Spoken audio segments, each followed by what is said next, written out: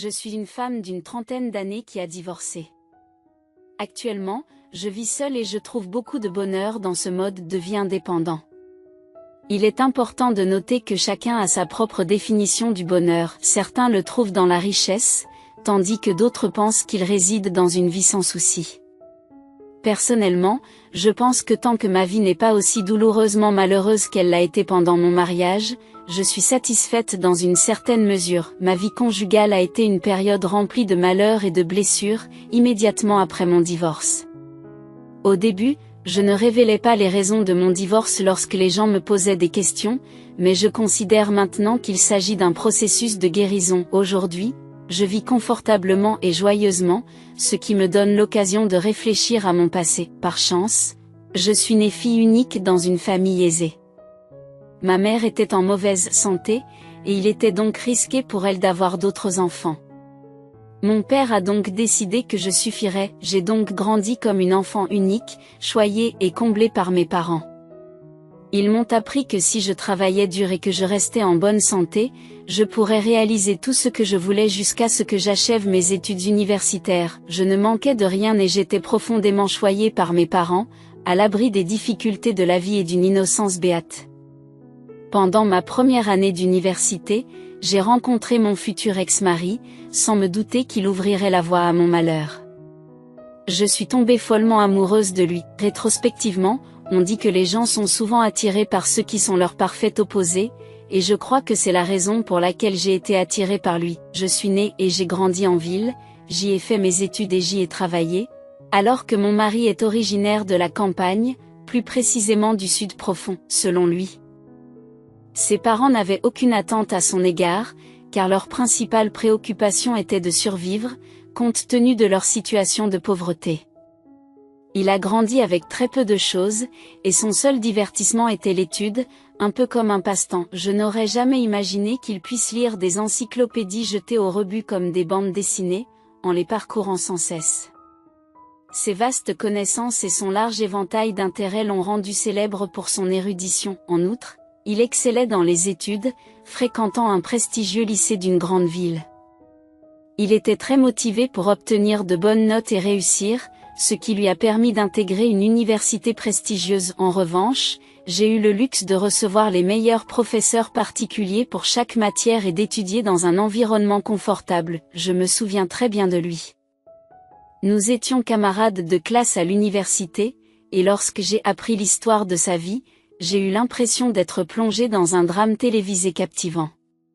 Bien qu'il ait le même âge que moi, il dégageait une maturité qui dépassait la mienne. Il y avait quelque chose en lui qui dégageait une aura de résilience, comme s'il avait la force de surmonter tous les défis que la vie lui lançait. De plus, il avait une innocence indéniable et était incroyablement beau, ce qui poussait de nombreuses filles du campus à se disputer son attention. Cette popularité n'a fait que créer une certaine distance entre nous, compte tenu de la popularité de mon mari. Cependant, c'est lui qui m'a abordé en premier, et nous sommes finalement devenus un couple bien connu sur le campus. La curiosité a pris le dessus, et je n'ai pas pu m'empêcher de lui demander pourquoi il avait refusé toutes ces filles qui lui couraient après et avait développé des sentiments pour moi à la place. Avec un sourire timide, il m'a répondu : « Tu as l'air d'une fille innocente qui n'a jamais connu d'épreuves dans la vie. J'ai eu une vie tellement difficile que je me suis sentie attirée par toi, quelqu'un qui semblait avoir mené une existence plus protégée. » J'ai eu du mal à saisir le véritable sens de ses paroles, ne sachant pas s'il se moquait de moi ou s'il me faisait un compliment. Quoi qu'il en soit, j'ai compris qu'il était attiré par moi précisément parce que nous étions si différents l'un de l'autre. Tout au long de notre deuxième année, nous avons maintenu notre statut de couple sur le campus, même lorsque mon mari s'est engagé dans l'armée. Je lui suis restée fidèle et n'ai pas poursuivi d'autres relations. Après avoir obtenu mon diplôme, j'ai trouvé un emploi dans une entreprise prestigieuse et j'ai soutenu mon mari lorsqu'il a terminé son service militaire et repris ses études. Bien que nous ayons eu notre lot de disputes, notre relation a duré très longtemps. Mon mari a terminé ses études 2 ans après moi. Grâce à ses notes exceptionnelles, il a postulé dans la même entreprise que celle où j'étais employée.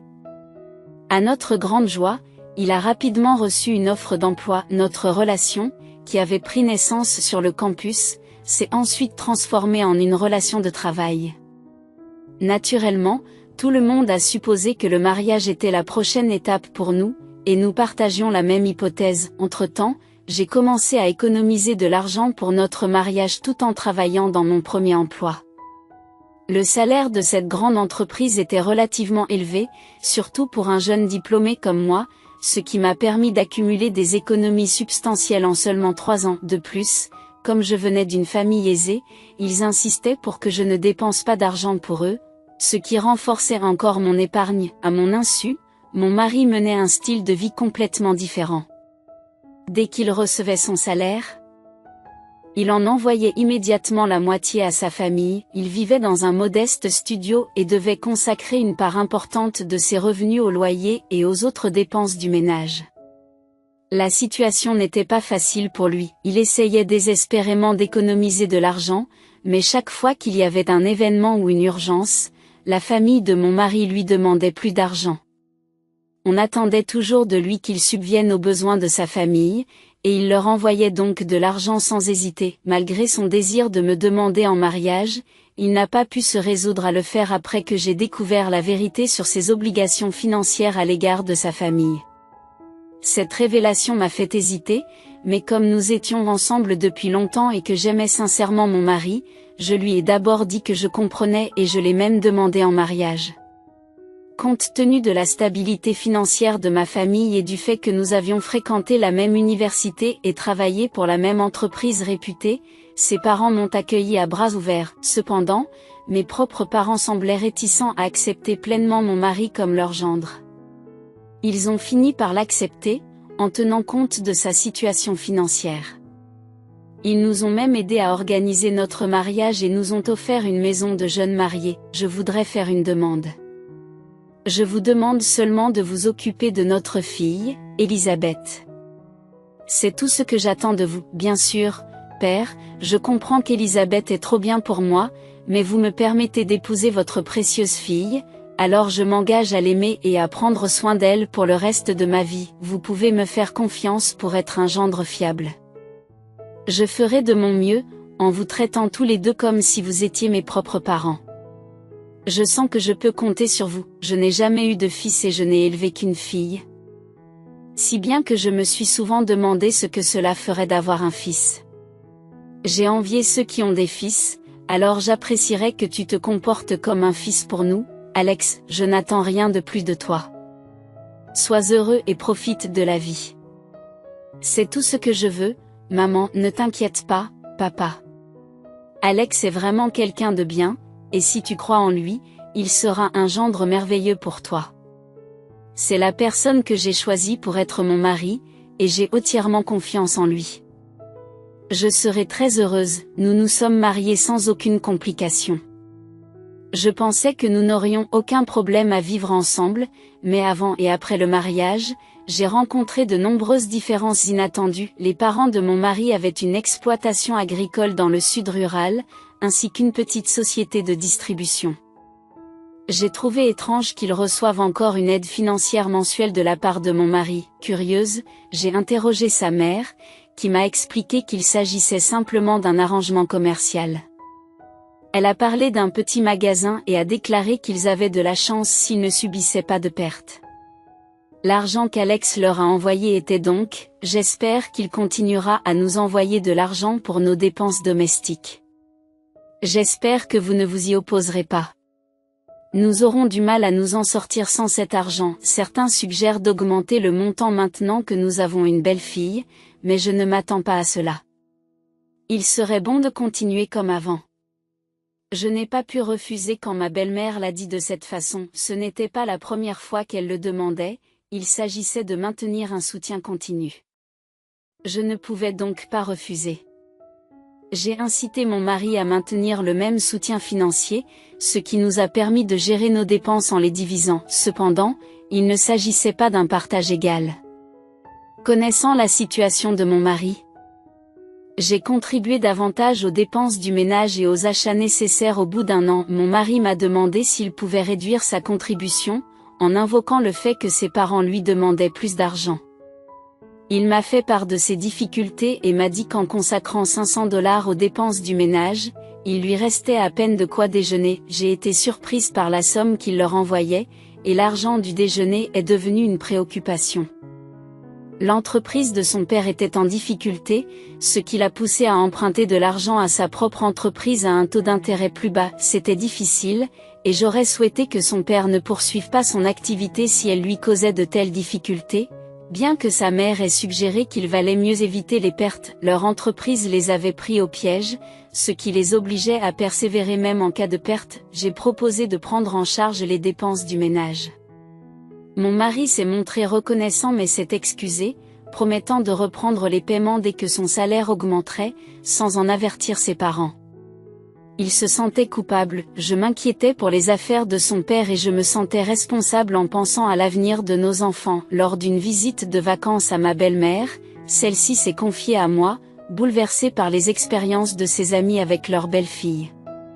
Mais avant qu'elle n'ait pu terminer sa phrase, nous avons été interrompus. Lors d'occasions spéciales ou de fêtes, elles reçoivent des cadeaux substantiels en argent et des cadeaux somptueux tels que des vêtements et des sacs à main de marque de luxe. L'étalage ostentatoire de leur richesse devant moi blesse profondément ma fierté, à tel point qu'il m'est difficile d'apprécier un repas. Il m'est apparu que ma belle-mère, d'une manière subtile, exprimait ses désirs, incapable de demander ouvertement de l'aide lorsque son mari rencontrait des difficultés financières avec son entreprise. Malgré mes efforts pour comprendre son comportement particulier, j'ai eu du mal à rester calme face à ces allusions indirectes. Elle dépassait les limites en faisant des demandes inappropriées, laissant entrevoir des attentes qui semblaient déraisonnables. La tension sur notre relation s'est intensifiée lorsqu'elle a suggéré que, compte tenu de mes origines aisées, j'aurais dû envisager d'améliorer le mobilier et de contribuer à l'entreprise de mon beau-père après mon mariage. Tentant de préserver ma nature prévenante, j'ai envisagé de laisser passer l'affaire sans confrontation. Cependant, il est devenu de plus en plus évident que, malgré mes efforts pour voir la situation différemment, elle percevait mes actions comme un manque de respect envers notre famille, ce que je ne pouvais plus tolérer. De plus, j'ai appris des rumeurs selon lesquelles l'argent que mon mari, Alex, envoie à la maison n'est pas utilisé pour sa famille, mais plutôt pour nos dépenses. Exprimant son mécontentement, ma belle-mère a demandé pourquoi, travaillant pour une grande entreprise, je semblais les traiter plus mal qu'un chien errant.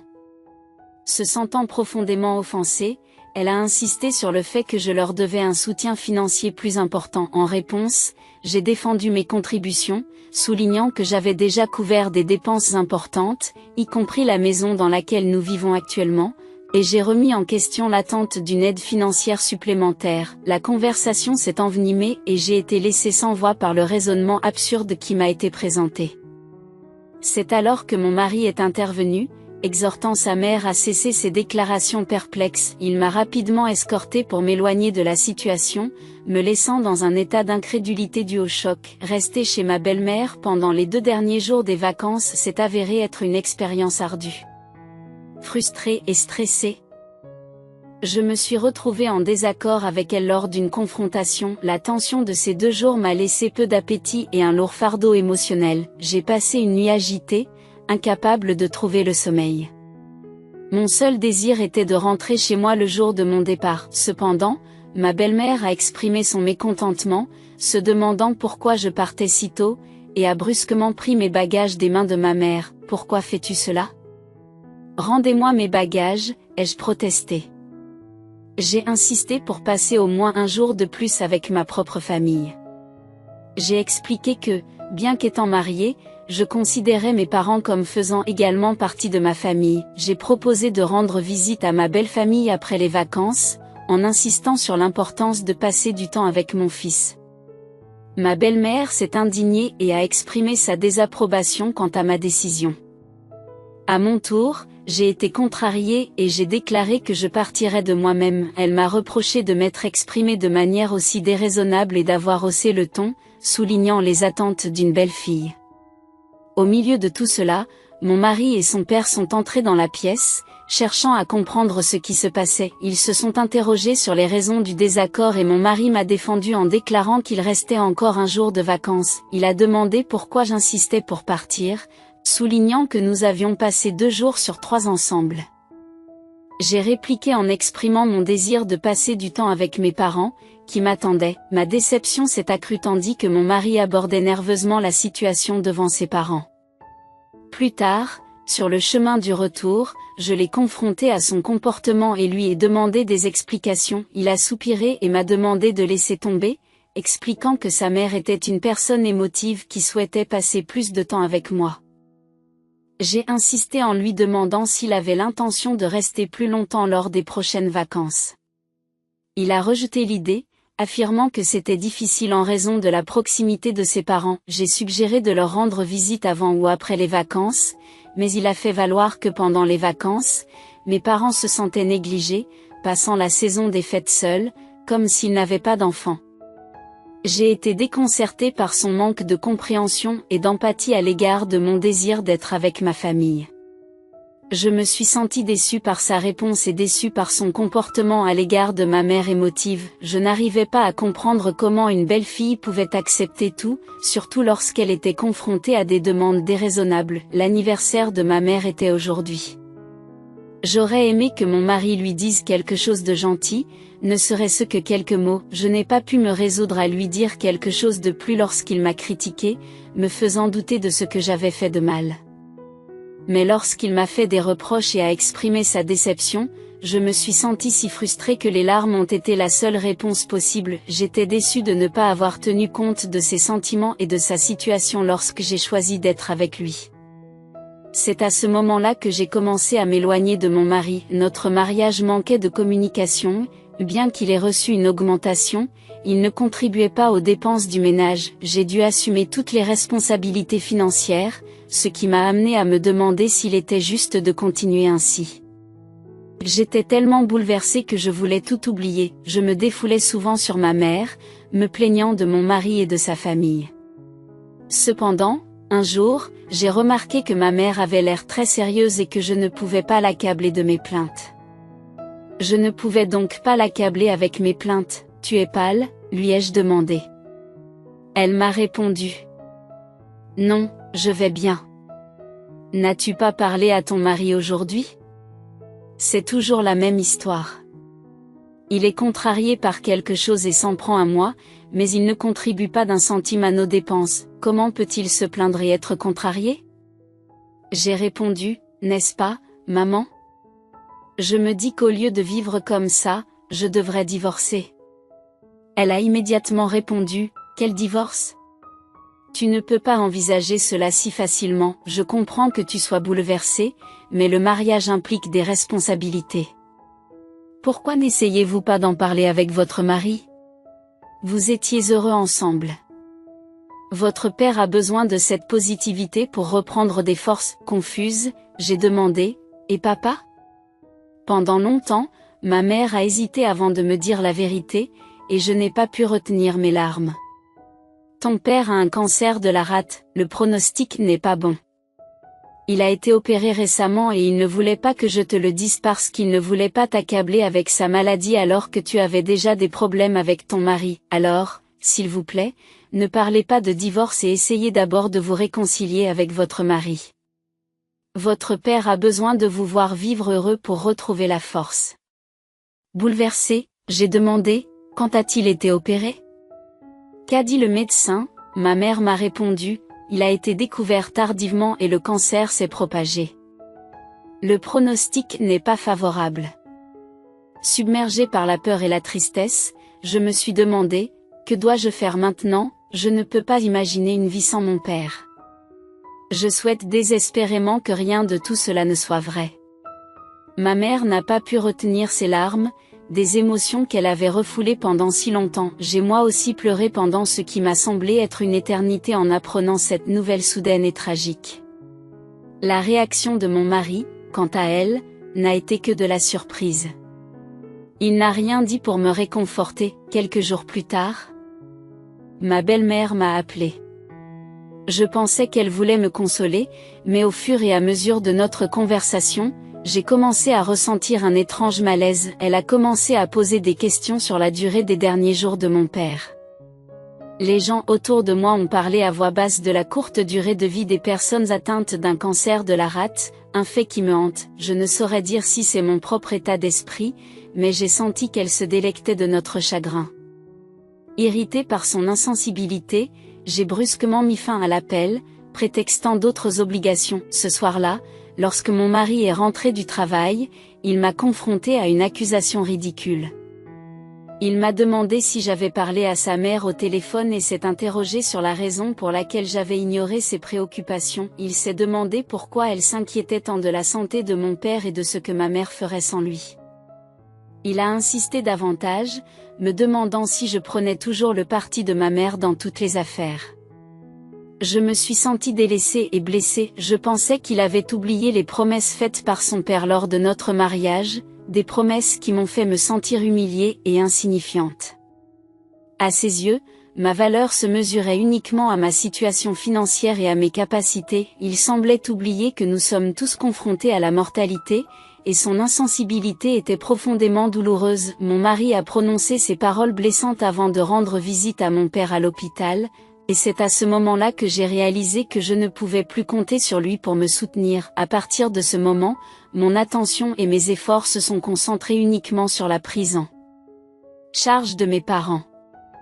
Malheureusement, aucun espoir ou miracle ne pouvait changer l'inévitable. Mon père est décédé et le poids du monde s'est abattu sur moi. Ma mère, accablée de chagrin, s'est évanouie à plusieurs reprises. Incapable d'accepter la perte. Je ne m'étais jamais sentie aussi impuissante de toute ma vie. J'ai ressenti un mélange de tristesse et de peur en appelant mon mari à plusieurs reprises, mais il n'est jamais venu.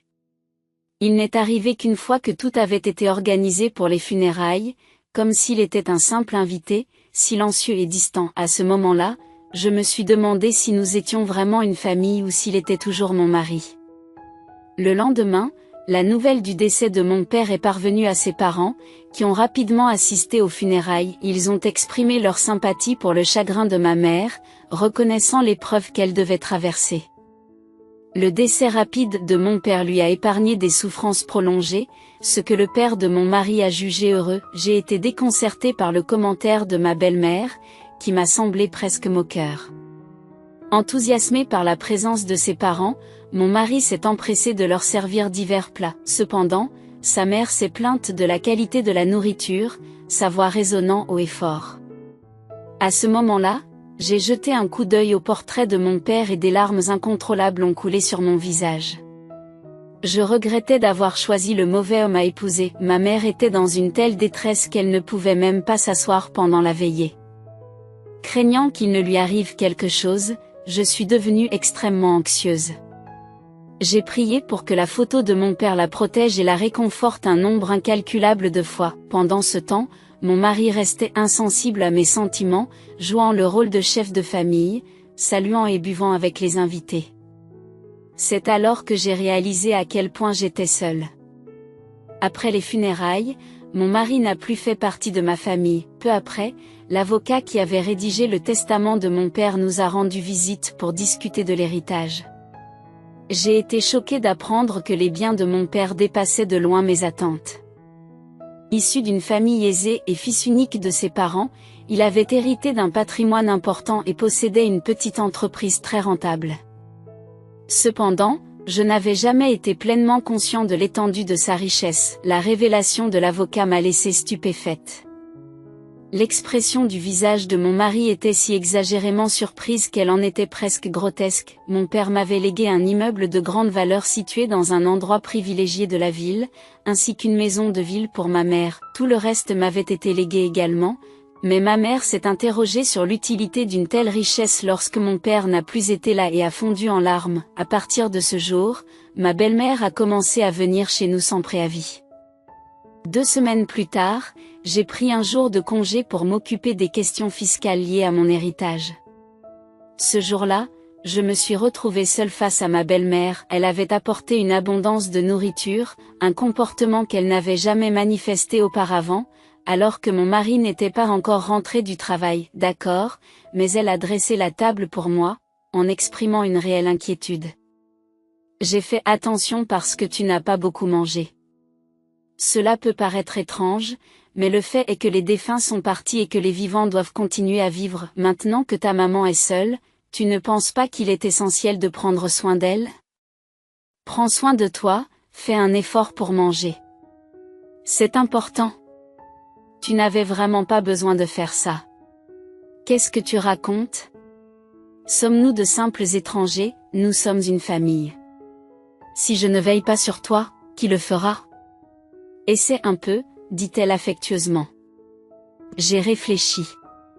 Bien qu'elle l'ait déjà fait à d'autres occasions, cette fois-ci, cela semblait plus intentionnel, comme si elle se souciait vraiment de moi. J'ai commencé à me sentir à l'aise, pour la première fois.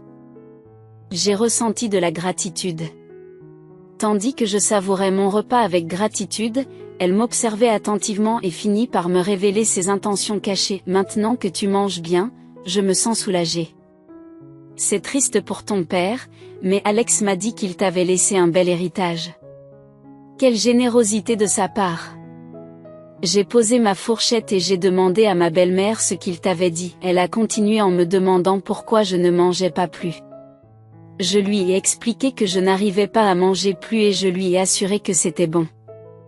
Mais elle n'a pas tenu compte de ma réponse, continuant sa conversation et ignorant ma présence. Il m'a fallu toute ma retenue pour ne pas jeter la vaisselle sur la table. Ne vous méprenez pas. Les affaires de votre beau-père ne sont pas florissantes, c'est comme verser de l'argent dans un puits sans fond. Mais avec un peu d'expansion, l'argent commencera à se multiplier. Nous avons du mal à trouver des fonds, alors pourriez-vous envisager de vous séparer de l'héritage qu'il vous a laissé? Je ne vous demande pas l'aumône, considérez cela comme un investissement. Une fois que notre entreprise aura prospéré, l'argent vous reviendra. Tout le monde y gagne, je ne pouvais pas comprendre. Pourquoi devrais-je le faire? Pourquoi suis-je obligé de faire cela? Je n'y ai aucun intérêt, pourquoi me faites-vous taire? Votre belle-mère fait un effort pour communiquer. Faites preuve d'un peu de considération, nous sommes de la même famille. Vous n'avez pas de cœur quand il s'agit d'affaires familiales. Pensez à nous plutôt qu'à vous ou moi, votre argent est notre argent, et notre argent est le vôtre.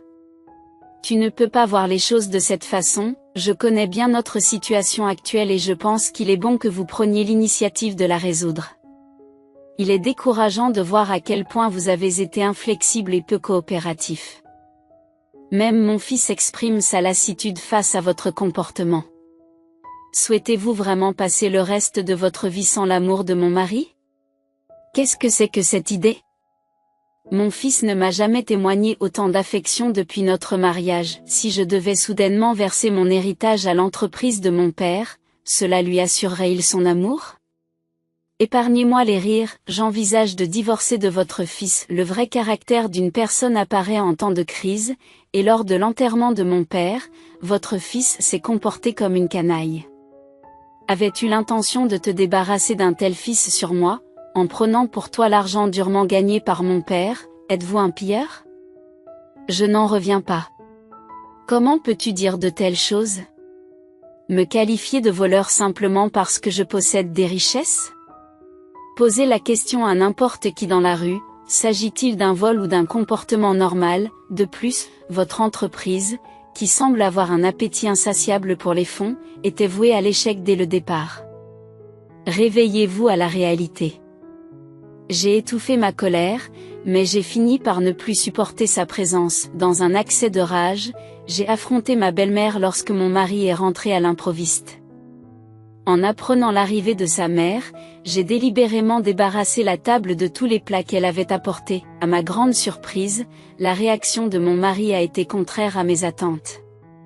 Au lieu de me réprimander, il a dirigé sa colère vers sa mère, remettant en question sa présence et la réprimandant pour avoir discuté d'argent dans son dos. Il a même menacé de couper les ponts si elle continuait à me réclamer de l'argent.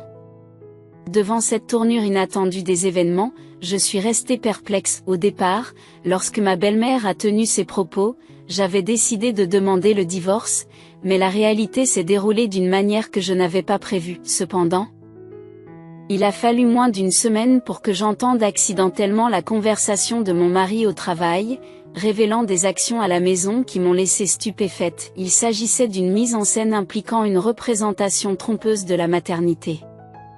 J'ai pris la situation en main, reconnaissant que si je la provoquais et qu'elle menaçait de divorcer, tout l'argent que nous avions serait menacé. Pour éviter les actes irréfléchis, j'ai décidé de la traiter avec gentillesse et de négocier progressivement le maintien d'une partie des biens.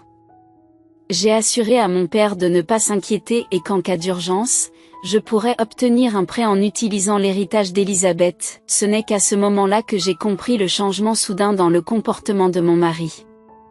Refusant de participer à leur mascarade, j'ai rapidement consulté un avocat pour préparer le divorce. Étant donné la nature trompeuse de l'émission, obtenir un divorce directement de mon mari semblait peu probable, j'ai donc opté pour un dépôt au tribunal afin d'obtenir une solution plus rapide. Ma mère a fini par découvrir la vérité et a réagi avec une tristesse silencieuse. J'ai pensé qu'il était dans mon intérêt d'accélérer la procédure de divorce et de vivre avec ma mère. Lorsque mon mari a appris que la demande de divorce avait été déposée, il m'a demandé pardon, allant même jusqu'à s'agenouiller devant moi. Cependant, je ne pouvais pas continuer un mariage où la famille passait avant tout le reste. Bien qu'il ait engagé tardivement un avocat, le tribunal a statué en ma faveur en raison des preuves évidentes de ses méfaits, notamment une conversation enregistrée avec sa mère.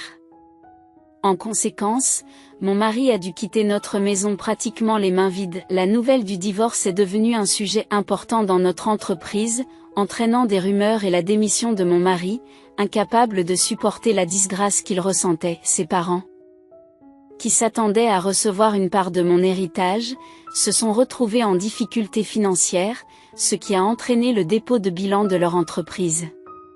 Sa mère m'a rendu responsable de leur malheur, mais j'ai tenu bon, enregistrant la confrontation. Pendant les préparatifs du divorce, ma mère et moi avons emménagé ensemble.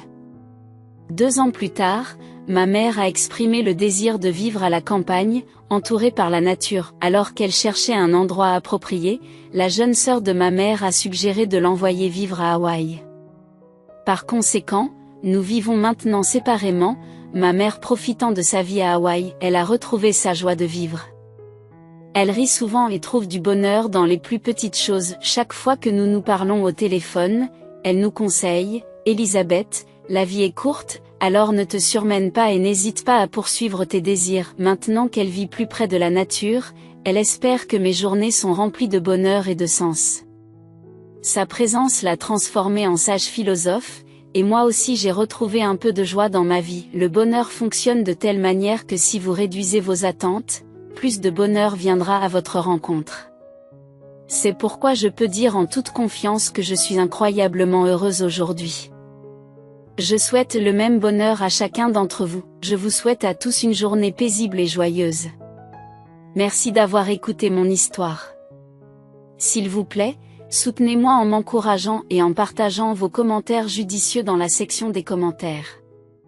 Aimer et s'abonner me serait d'une grande aide. Je vous souhaite une excellente journée, chers amis étrangers.